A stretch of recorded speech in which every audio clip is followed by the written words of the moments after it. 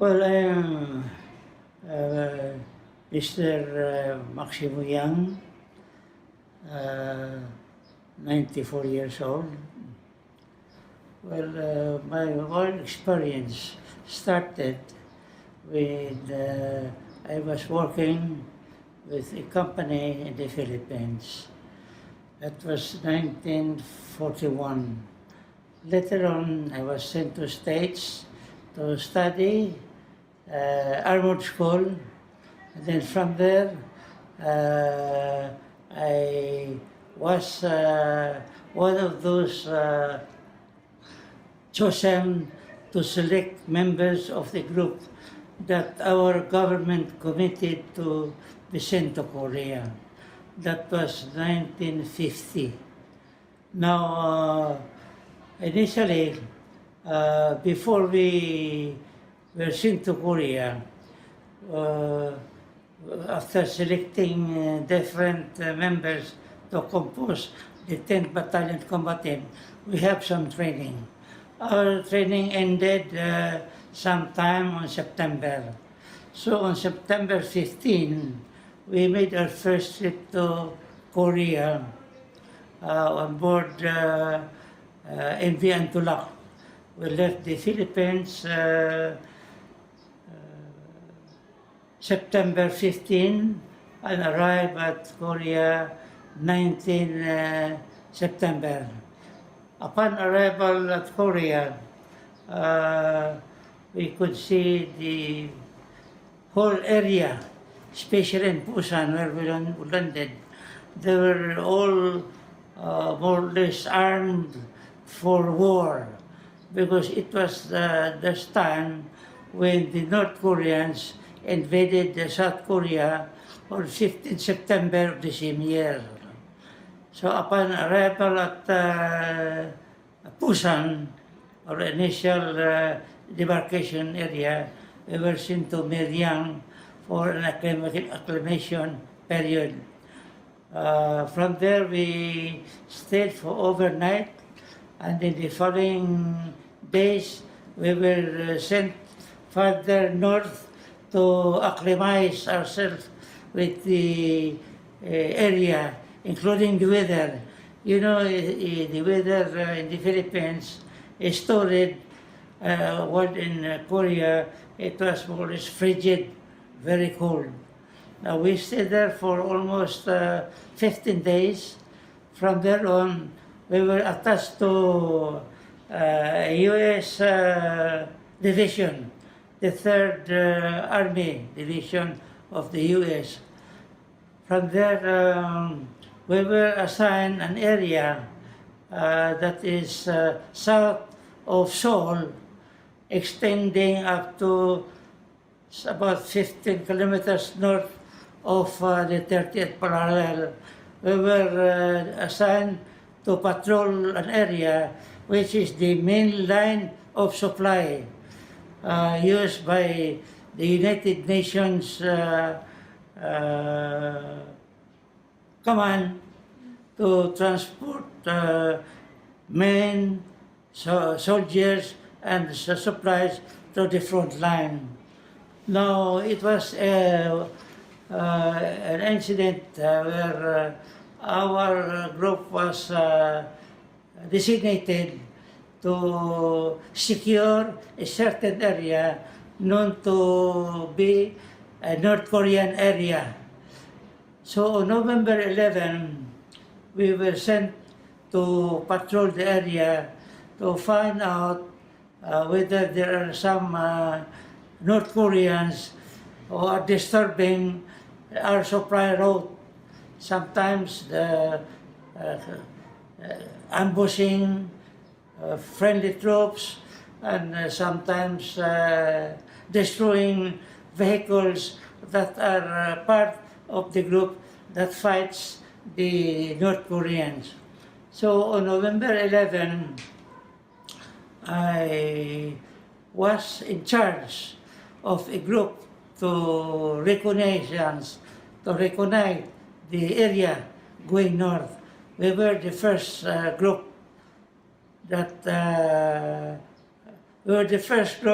to more or less move to recognize the area. With us were some segments of 2 companies and some medical units and some support units. Now at 7:30 we left the area from somewhere in south of Korea going to New Dong. But our destination was to look for the enemy somewhere at Senji. Along the way, our head group encountered a landmine. The landmine exploded and more or less the jeep which they were riding exploded and flew over, and 2 of our men were always disabled. But we continue moving forward to Senji. Now after completing a bend going to Senji, and an area which is more or less a distance from a hilly place, we encountered a simultaneous burst of enemy fire, suspected to be about 4,000 deployed along that area. We just later found out that that place where we passed after were fortified areas in preparation for any ambush for any enemy that goes north. So since it was a surprise attack, all of us lie down, and then most of our men cannot move because it was a very ideal place for ambush. It was, we were down the road and the enemies were all deployed up on top the area. So after several bursts of fire, my men, our men cannot move. So as I was a commander of 5 tanks, I was at the 4th tank. After a lull, I peeped through the periscope. You know, in a tank you have a periscope. You can see the area around you through a periscope without being exposed. I looked left and right, and I found out not a single man who belongs to my group. We were about 90 to 100. All of them were flattened to the ground, they cannot move. So as I view forward, looking at the enemy, I saw some of them already more or less conferring to each other on the left side and also the right side, thinking, on my observation, I know they were ready to attack us because nobody can fire. So what I did, I opened my tank. You know, a tank, it has a cover. I opened the hatch and went out and manned the machine gun, which is part of the armament of the tank. What I did is I cracked the 50 caliber machine gun. I started firing from the left. As I continue firing, I saw some of them tumbling down, running, some of them getting out of their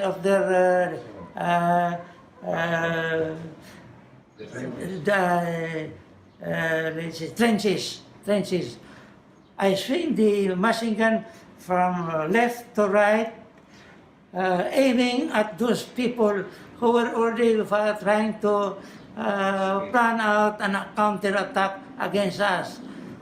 I continued firing. I spent about 2 boxes of ammunition until later on a support fire coming from behind from our artillery. Now, when I started firing, running after these soldiers who were getting out of their trenches from left to right, and after about 15 minutes, there was a support fire from behind, and later, so about 15 minutes, our soldiers started advancing, returning the fire. Incidentally, after that, we were able to more or less get them to surrender. After a head count, there were about 42 dead and about 200 wounded. From there, we went straight to Shenji to complete our mission. That was the first time that we have encountered the North Koreans from as Filipinos. That's the first time we encountered these North Koreans. Now, after the incident, I found out there were foreigners from other countries who also belong to the United Nations Command, went down to congratulate me for what I have done, because without the fire, I think all of us would have been annihilated because we cannot move. Just imagine in an area where all of them, you have a commanding view of the area, and all of us were down there like the pigs that are being shot out. That was the first incident I have encountered. That was the first incident where the Philippine forces encountered the North Koreans, and that was the first victory of the Philippine army. What year was that? What month and year was that? That was 1950. 50. What month? 50. What month? November. That was during the most difficult battle. Yeah, that was the most difficult. Yes, November 1950 in the Then beginning. from there we went north further, and then from there we found out that most of those, there were about 40,000 North Koreans stationed in that area. Now when we went there, all of them were dispersed because of our attack, combined attack. Aside from us, there were support units and some planes of the Allied that supported us. As Vice President of the Filipinos Korean War Veterans Association, what are some of the activities that you do as an association? And what do you think is important for people to know about Filipinos who fought in the Korean War? Well, you're asking me about the different activities we did. What's important about Filipinos in the Korean War? What's special about Filipinos? For example, like Turkish soldiers, they never left the dead, Yeah. So every country, there's something special about that country. So what would you say is that you want people to know about Filipinos who fought in the Korean War? Like Thai, they were called Little Tiger. Yeah. Yes. Something about Filipinos? Well, the Filipinos that went there, when we arrived at Korea, we found out that most of the civilians, that they're fleeing because, most of those Koreans, they are uneducated. That's purposely the reason why the Japanese, when they occupied Korea, they prohibited Koreans to study. So they were so more or less they were ignorant. So during the time when they were attacked, they could not do anything. And what we observed in Korea were civilians. They don't know where to go. Children, plenty of children. The children were left alone. They were alone. They had nothing, nothing to eat, especially the families. So what was special about the Filipinos? Well, what's special about the Filipinos? Yeah, I can't really. in that war, parang what is their role? Parang what was their role that the the presence of the Filipino contingent Yeah. critical to the war or important to the war? Ano yung parang may The significant contribution. Oo, ano yung naging image ng Korean Well, Filipino first, soldiers? more or less fighting against the Koreans, and then helping the civilians who are in their need of food and protection, security. I know Filipinos went to Korea even after the armistice, the 5th Battalion, right? Yeah. Went after, and it helped rebuild Korea. Yeah. Maybe that's a very significant contribution in the war. That many other nations they left after, Yeah. but Filipinos even after they came, they sent another battalion Yeah. and to help reconstruct. Yeah, I think that's very significant. Well, the contribution that was assigned to the Philippines after the fight, they were there to more or less study the nuclear activities of the Americans taught them something about nuclear, more or less expecting that the war will continue. But incidentally, there was an armistice declared about 1953, where they declared the demilitarized zones. And I know there were 41 POWs, right? I have the number. Excuse me.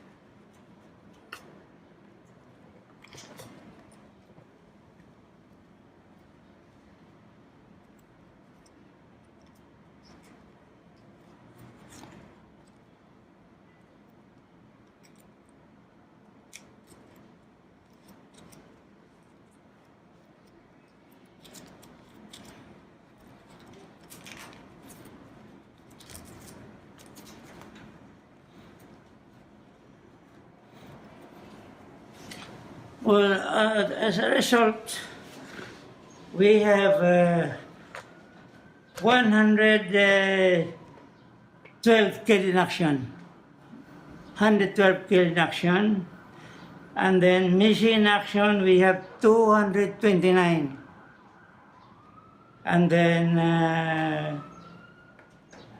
wounded in action, missing in action is 16. And we have 41 POWs, prisoners of war.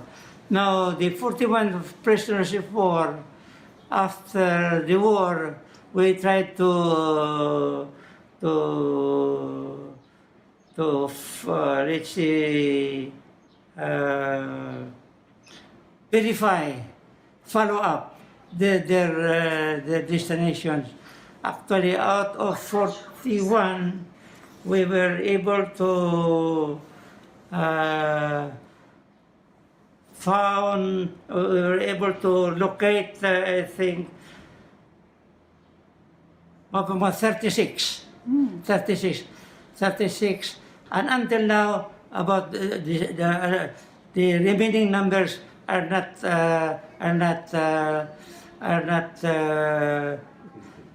found Really? 5 of them are not found? until now. Wow. We suspected that they have died and never Recovered found. the remains? Now, for the POWs, we have 41.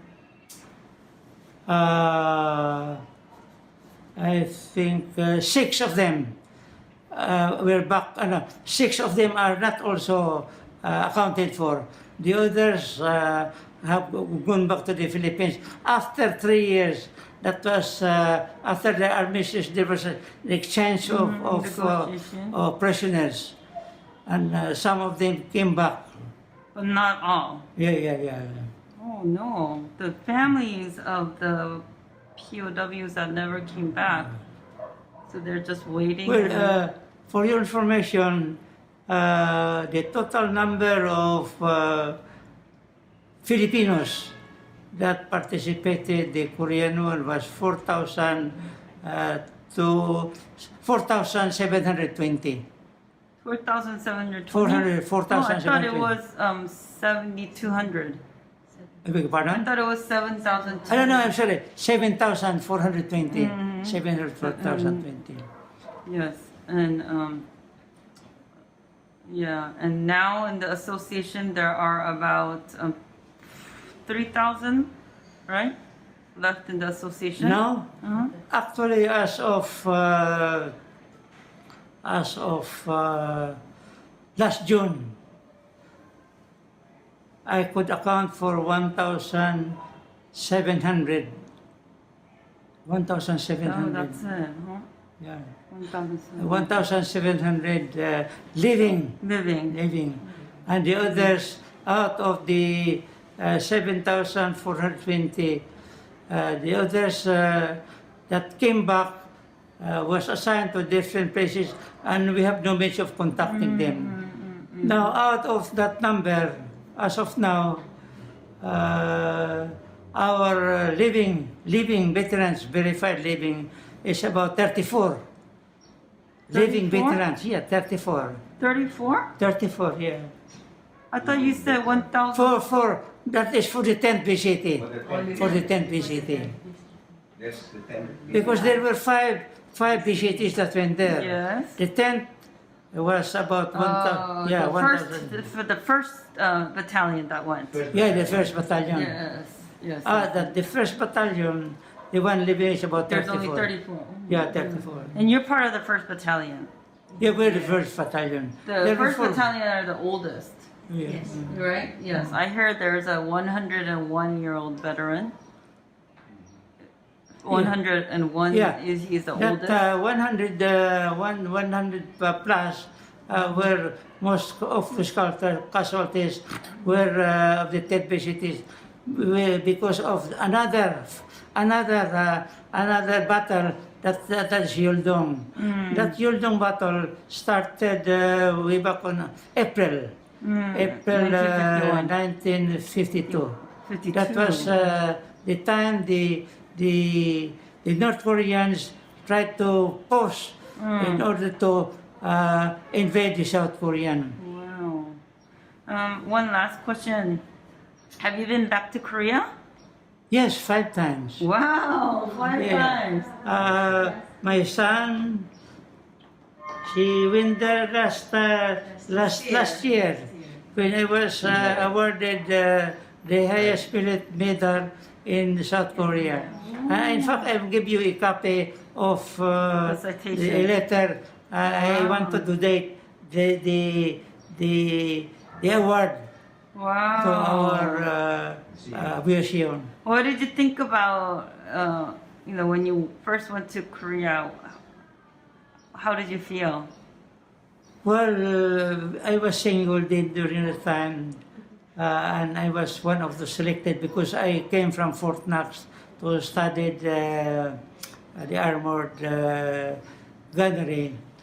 Well, when I went to Korea, I never thought I will be coming back because it was the time when the North Koreans were very forceful in trying to invade South Korea. Now my impression about South Korea when I was there, well, it was a place where people are very poor. They were very, very poor. You could see them trying to get food from us. And mostly, as what I said, most of the people there are uneducated, very poor, and they have no means of livelihood except farming. But now, Wow, terrible.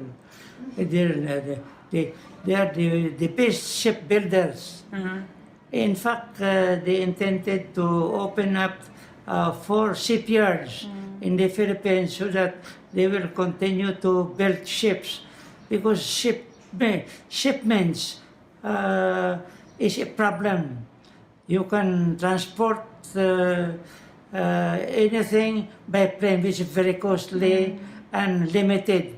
But shipbuilding, I think that was what the ambassador told us one time when he said, it was 3 years ago, the ambassador of South Korea, when we were having a meeting, the intention of South Korea is see to it that the Philippines, which is very, very poor now compared to 1950, we were the second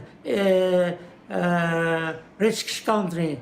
But after the World War II, everything was destroyed, including our factories, our everything.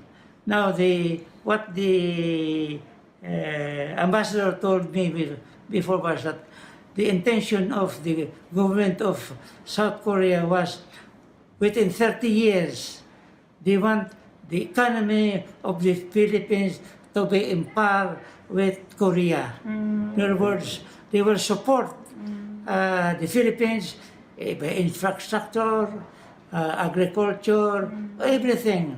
So that by 30 years, that was 2013. It is 30 years, that was the intention of the South Korea. 30 years from now, from that time, they want the economy of the Philippines to be in par with South Korea.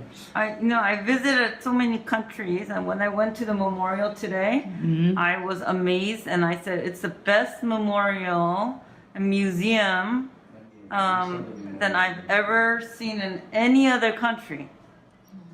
You know, the Yeah. facility, the Pepco facility, Yeah. it is amazing. Very amazing. Yeah. Medical center It is the is. best now and the biggest Yeah. discipline of the 20 countries. Yes. we went to. I was so impressed. It's maintained beautifully. The museum is very nicely presented in display. The auditorium, the memorial. Yes. Way back 800, I think. It was just so wonderful, and I'm very proud to know that the Korean government has been able to build that to honor and thank the veterans. You know, so I was very proud to hear that, and I hope that you are very proud when you went to Korea, recently, to see skyscrapers, Hyundai, Samsung, LG. Korea is very prosperous, and Koreans are successful because of your sacrifice. Yeah. Well, the reason why they have the best museum because the North Koreans has not gone down Yeah. to destroy. We have a big space. Big space.